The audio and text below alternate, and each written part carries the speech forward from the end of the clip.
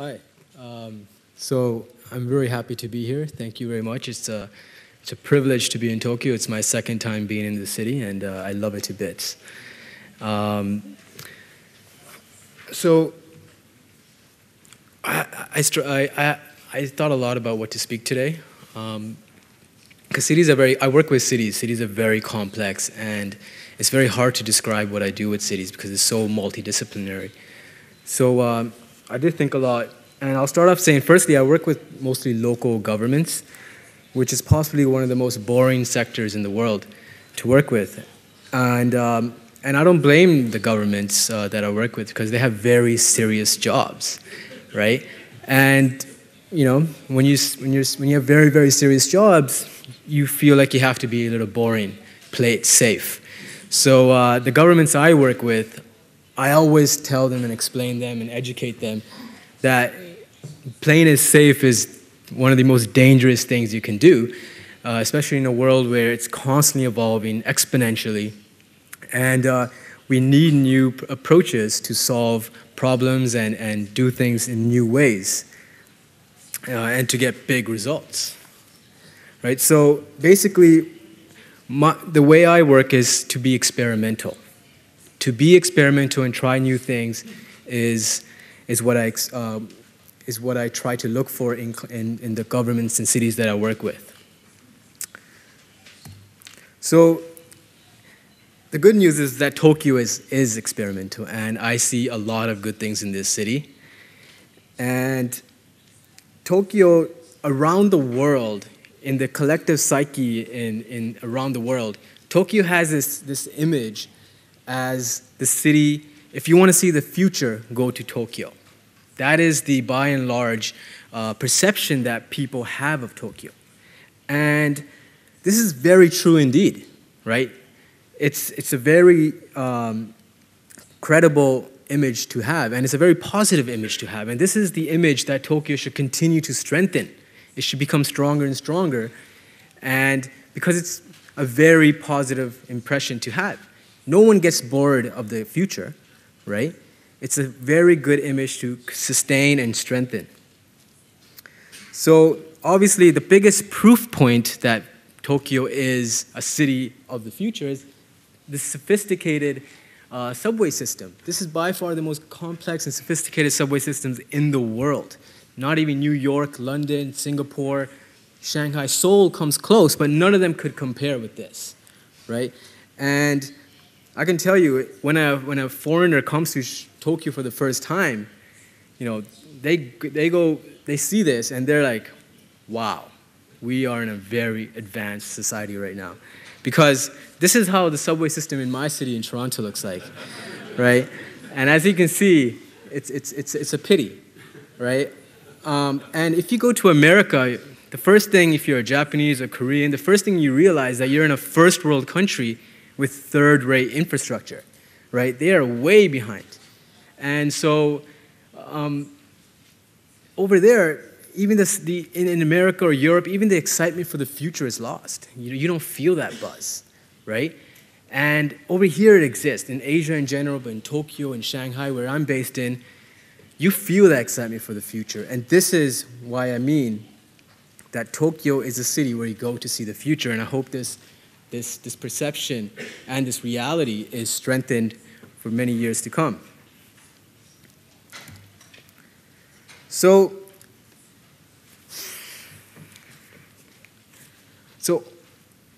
the thing is, all in all, Tokyo needs to continue strengthening this futuristic image. However, it needs to keep doing what it's doing because it's doing a great job.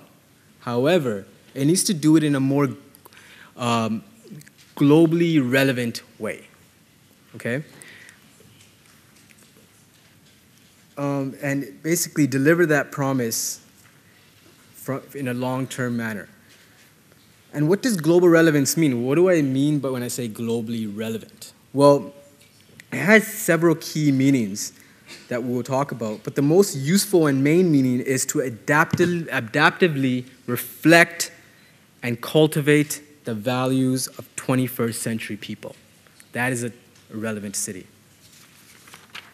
So the most important cities waste nobody's talent. the most significant assets of a city is people, right? The quality of the people of cities that they develop and that they attract is the great determinant of urban success and relevance. So many people often forget this, but just like companies are nothing but a group of people, right? The people are the best assets of a company. And the same thing is with cities on a larger scale. Cities are nothing but a collection of people. Obviously, there's hardware like infrastructure, but people are the life of the city, right? And this is the 21st century people, right? They have totally different habits and patterns, and they're constantly evolving as technology constantly evolves. And to attract highly skilled, globally mobile people, you need to reflect their values on a constant basis. So cities also need to constantly evolve as their habits and patterns of operating in this world evolve. So the thing is, actually I'm going to go back. The thing is, when you think of global appeal, when you think of attractive cities, most city governments only think about tourists. It's not just about tourists.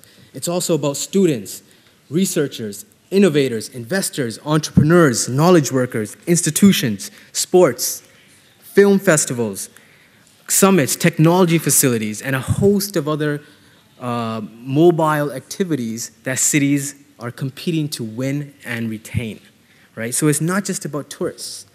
Like if there's a talented engineer, very talented engineer, right, and he feels that this city is not allowing him to push the boundaries, create new engineering techniques, and so on and so forth, he's going to leave because they have a choice. Very talented people have choices. And 64% of the people in the world that are very highly skilled, they're willing to work abroad.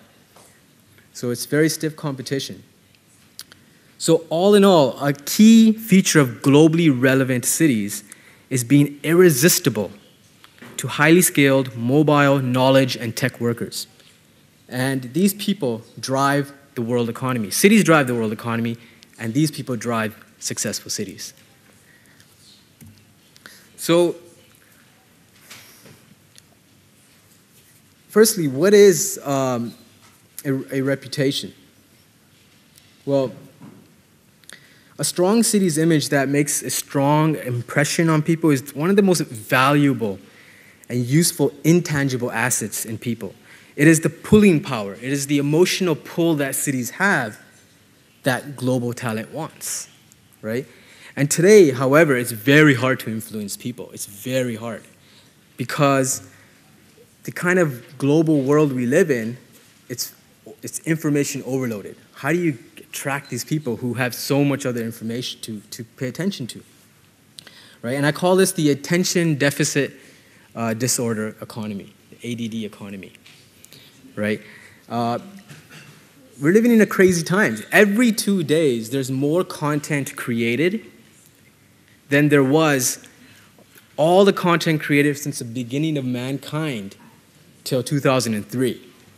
Think about that.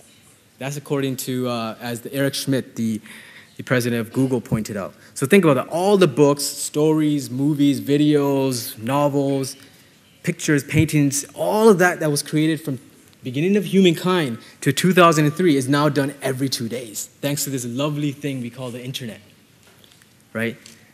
So when cities, what I see in cities, I work with many cities, and what I see in cities, they try to do all kinds of efforts to influence people, like traditional media. Traditional media being TV, magazines, newspaper, billboards. I can tell you right now it's totally ineffective. People just skip it, or just change the web page, or just change the channel.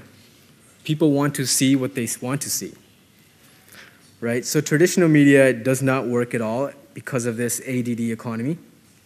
And it's not just young people. I'm not just talking about young people, right, that are becoming increasingly hard to influence. There's an increasing youthification of the older generation as well, right? And it's happening. I see grandmothers with iPads and iPhones playing games and using messaging, right? So there's a huge youthification of older people too. So being a digital person is the norm now for both the young generation and the older generation.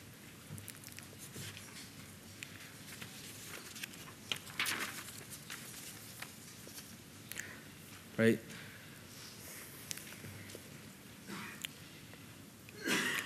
So, so I'm sure Tokyo also does very traditional media, right? Spends a lot of money on traditional media, but it is not effective. It's superficial, and basically, this is a good statement. The best advertising is not advertising. Okay?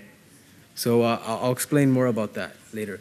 So the reason, for example, New York City has earned such a strong profile is because it's a very advanced society, creative society, and who makes significant contributions to science and technology and culture. All right? So, like I said, the best advertising is not advertising. It's what you do, it's what you create, and what you contribute to civilization. So, there are a multitude of ways for cities to influence people and their perceptions by working on initiatives that have substance, not talking like advertising. Firstly, I must say cities are very complex, and there's various elements. There's the hardware, right? Buildings, infrastructure, roads. There's the software, right? Like parks, bike lanes, cleanliness, nightlife, universities, and so on. And then there's what I call the orgware, which is the governance and the regulations and the policies and the services that the government provides to their citizens, right? So there's so much layers in cities that could be influenced, that could be tweaked to express the city.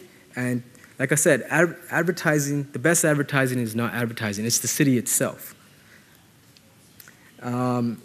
All in all, everything in a city tells a story, either directly or indirectly. And it expresses the character of cities. It could be anything. It could be the universities. It could be even your local companies. Like, for example, Uniqlo and Muji express a lot about Japanese culture, and it's a huge influence. I know I live in Shanghai, and people love Muji, and they instantly associate it with Japan or Tokyo. So there's all kinds of things that express directly or indirectly the character of Tokyo. And they also express the unique identity of the Tokyo-nese people, right? Like I said, I'm very people-centric, and the people are actually the biggest assets of the city, and they're also the best advertising of the city. So the unique Tokyo-nese identity, their characteristics, and their local pride is a huge asset for also helping influence the power and relevance of a city. So mainly, there's two different kinds of ways to influence people, right? One is where the city is the message, right? So the culture, the architecture, and so on. Infrastructure, so the city is the message, right? And then the second one is where the message is about the city. And this is, promotion, advertising, communications, public relations. The ones I like is the new media, obviously social media, design, film, multimedia, art. That's the only ones that I work with. The rest are all ineffective in our ADD economy. So I'll give you an example. This is an example of where the message is about the city, right? So this is a film I directed for the Shanghai government to show off their power. I call this e-soft power. So it's digital soft power, where you're showing and influencing people's minds through the digital realm and the digital economy. And this video, by the way, is one of the most viewed official films of a city, with over 3 million views, and it attracted tons of media coverage around the world as well.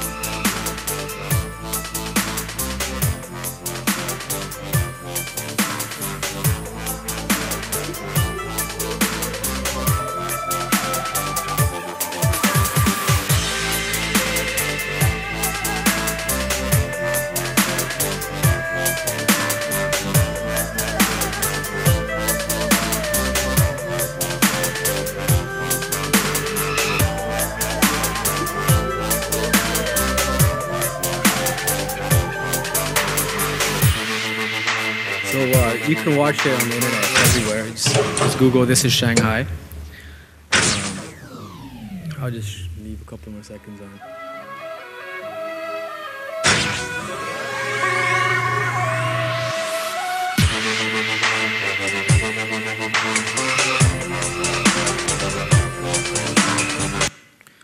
So that's an example of where the message is about the city. You're expressing, the city is already great. You know, there's a lot of stories to tell about the city, so now you're telling the story about your city. And then there's where the city is the message, right? For example, this is one project I'm worked on in Shanghai in the old 2010 Expo area, where they're building a new cultural activity hub. It's a shopping and cultural destination, which really wants to be different from the typical mall format. And it's a very unique development that's currently happening. And this is where the city is the message, right? You're creating a city that it's interesting to live in, to experience. And so this is the difference between the two main ways to influence people's perceptions of a city, right? And it could just not be infrastructure, it could be policies as well, right? For example, the country of Ireland, I think they created a policy where they have a tax exemption for creative people, right? For artists. So then it attracted a lot of artists and creative people to go to Ireland. Another policy idea is one of my friends is working in Singapore thinking about banning watered bottle, right? Bottled water, and you know, that's a very innovative policy. So one of the greatest ways to actually influence people is through regulation innovation, right? Creating new policies that make cities more livable and sustainable. And that's another example of influencing people's perceptions about your city and gaining global impact. So I work with a lot of cities and I meet a lot of local governments. I travel hundreds of cities every single year, a lot in India and a lot in China especially. And I'll tell you what's the biggest problem with cities, okay? This is the biggest problem. It's just that they're not living in 2015, right? It's really that simple. It's 2015, but the work they do sometimes, it looks like it's from 2003. Or it's from, even if it's from 2013 or 2014, it's too late. The world is evolving very fast, right? And so this is one of the biggest problems. You need to live in 2015, be in 2015, do initiatives that align with 2015, right? Because we're living in very huge times. I mean, technology is exponential, right? It's not linear anymore. Like my iPhone, right? 50, 40 years ago, it took up a huge building in Stanford, 4 floors. Now it's in my pocket, right? 100 times cheaper, 100 times smaller, and 100 times faster, right?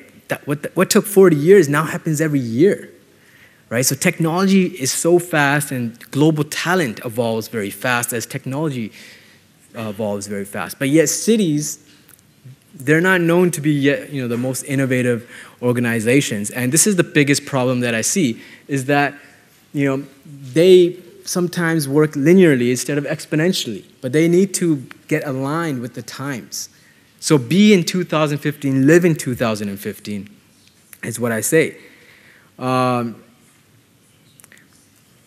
this is very important, and there are several themes, key trends that I see as in the coming years as the most important themes that cities need to understand and align themselves with. There are several themes, but I'll share 2 of them. One of them is the emerging climate economy, the climate change economy, right? This is going to be huge in the coming years. It's going to become mainstream, and you're going to see it everywhere as the severe impact of climate change hits us more and more, especially to cities, as most cities are on the ocean shore, and rising sea levels will hit them first. So right now we don't feel the impact, but 10 to 15 years, the impact of climate change will be quite severe, according to tons of research by scientists. It's a known fact. And this year, in 2015, climate change is going to become mainstream. In June 18, Pharrell Williams, the world's most famous singer right now, in partnership with Al Gore, a very unlikely collaboration, but in June 18, they're going to have a huge, massive global concert. At the same time, it's probably going to be one of the most viewed TV programming in human history, all collectively, on all continents. And they're going to have a huge concert only focused on climate change. So this is the first time in 2015 where climate change is going to become mainstream. It's not going to become this niche thing to only sustainability experts and nature preservationists. No, it's going to become mainstream. So global talent, who is actually very conscious, socially conscious and environment conscious, is going to care more. All right? And we all know in December, there's going to be a World Climate Summit in Paris, which is also another platform for agreeing on the actions needed to stop climate change or fight against it. It's pretty much irreversible. But I know I'm sounding like a sustainability kind of guy, but I'm just telling you what the trends are, right? This is what people are going to care about from 2015 onwards, like a lot more than they do now. And for cities, why this is relevant? Well, it's going to affect the economy. No cities like disruptions to their economy, right? There's floods. There's going to be increasing droughts, and what that does is disrupt the economy of cities and the work life of cities and the ambitions of citizens. And no highly skilled, talented worker wants to go to cities that is constantly disrupted by climate change impact, right? So it is quite obvious that the cities of the future, the most relevant and attractive and appealing cities, are the cities that will be proactively prepared to fight against the shocks and the crisis that climate change will bring in the next 5, 10, 15 years, when they'll get more and more severe in our lifetime. We'll see it. That's a sure thing. And so one of the tests of urban leadership is the ability to recognize a problem before it becomes an emergency. And obviously in Japan, in Tokyo, right, they've already felt some natural disaster shocks, and so it's a good time. For them, it's very good. I just saw I'm kind of going over time, so I have to speed up. So urban relevance is when cities take action to divest from fossil fuel industries, carbon industries, and reinvest in sustainable innovations. It's very logical. The next theme is the globalization of urbanization.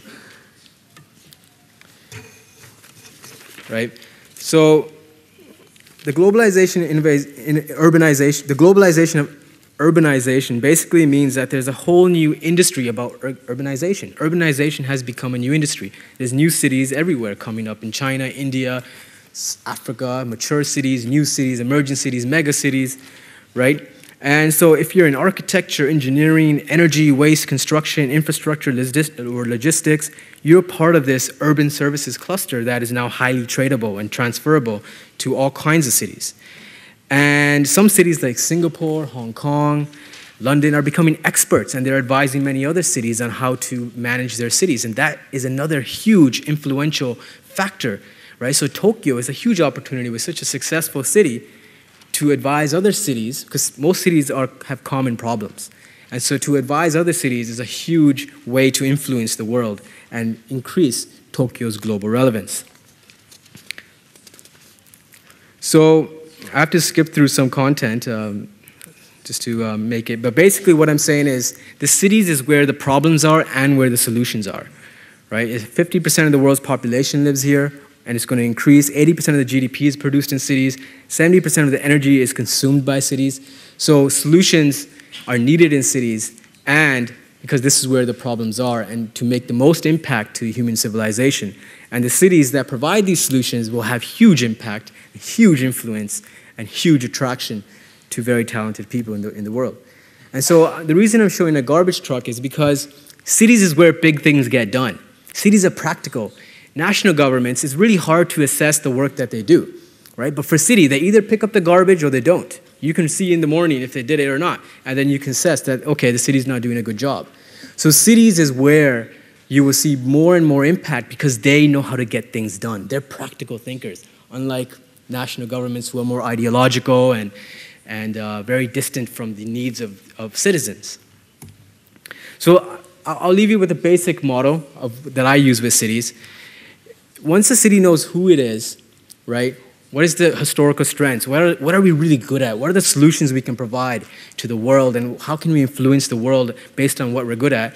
Once you know who you are, and then you connect it with who you say you are, how do you express yourself? How do you communicate about yourself? And you align those two things with what people say about who you are, because reputation is what other people think about you, not what you think about yourself, right? So if you align these three, the more closer these are to each other in proximity, the more stronger reputation Tokyo will have.